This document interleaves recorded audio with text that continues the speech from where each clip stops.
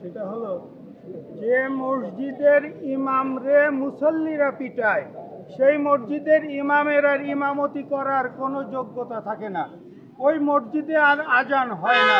তাহলে এই রাষ্ট্রের ইবতেদায়ী শিক্ষকরা হলো ইসলামী শিক্ষায় শিক্ষিত, বুনিয়াদী শিক্ষার মানদণ্ড যাদেরকে বলা হয়, এই 40 বছরে তাদেরকে তো কোনো মর্যাদা দেওয়াই হয় নাই।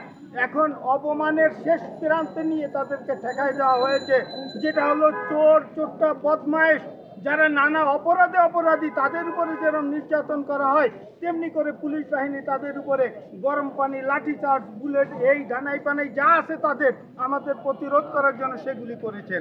আর হসপিটালে যারা আমাদের যেসব ভাইয়েরা, সহকর্মী, বন্ধুরা, আমাদের শিক্ষক নেতারা যারা আহত কাতরাচ্ছে, সারা দেশবাসীর কাছে আমি আকুতভাবে বলবো যে আপনারা আমাদের সবার জন্য সুস্থতা কামনা করবেন এবং সারা জাতি আমাদের জন্য দোয়া করবেন, আমরা যেন এই বেতন ভাতা আদায় করে এই ময়দান থেকে যেতে পারি, এর আগ পর্যন্ত যেন আমরা সবাই মাঠে থাকতে পারি।